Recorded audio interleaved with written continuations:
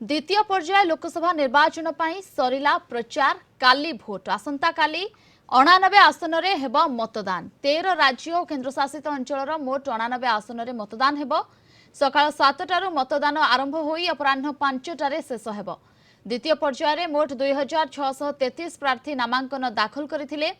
प्रार्थीपत्र नाकच और प्रत्याहार परे एबे 1210 प्रार्थी रहिछंती।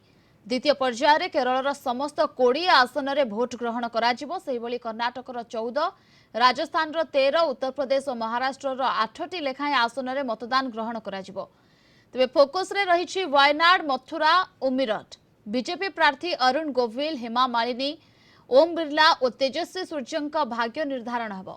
मतदान को सुरुखुरी शेष करने सहित खरार मुकाबला पदक्षेप सहित भोटर को जेपरी प्रलोभित करा न जाए से दृढ़ आईन श्रृंखला व्यवस्था और पुलिस बाहिनी उपरे सुविनियोग उपरे पर्यवेक्षक माने नजर रखिबे। पोलिंग बूथ गुड़िक सुरक्षा व्यवस्था कड़ाकड़ी करा जायछि।